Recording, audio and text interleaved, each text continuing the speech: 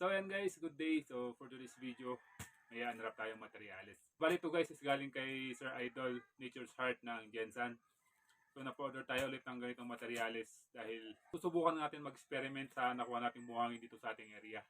So yung kalahati nga nitong mga idol is gagamit na nga natin ng buhangin na nahanap natin dito sa area natin. At yung kalahati naman is sa ating mixture na topsoil. So mag-experiment tayo mga idol.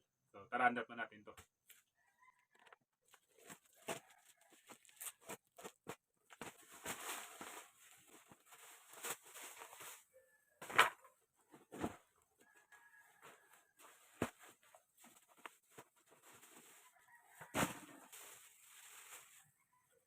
Ayan mga idol, so April 17 po natin ito na-order. So dumating ngayong April 24. So 7 days yung biyahe nitong ating materialis.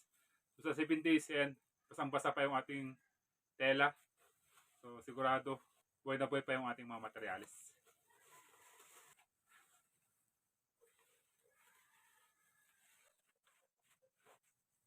So ito na sila mga idol. Ayan.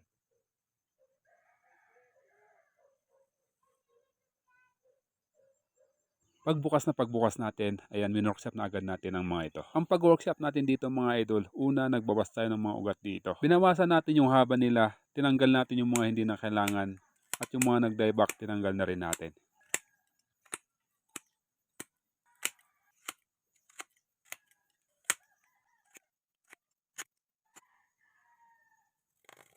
Pagkatapos yung mga kailangan ng mga sanga na dapat bawasan, binawasan na rin natin. Yung mga iba hindi natin ginalaw, gawa nga nang wala tayong makitang mga nodes sa kanila. So saka na nga natin i-workshop mga idol kapag tinubuan na sila ng mga panibagong shoots.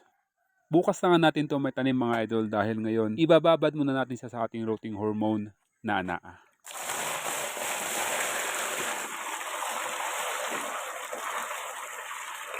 Sa mixture natin dito sa ating rooting hormone, meron tayo ditong 16 liters ng timba ng tubig. At sa ating anaa naman, 1 cup lang kailangan natin dito. At tumbas nito ay 4 na tablespoon.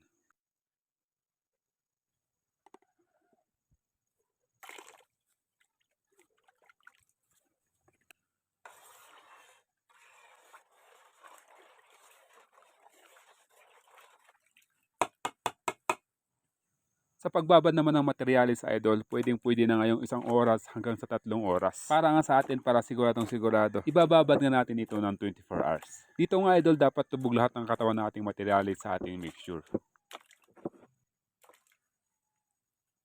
So, babalikan natin ito bukas mga idol at 24 hours na natin itong ibababad at doon ang ating part 2.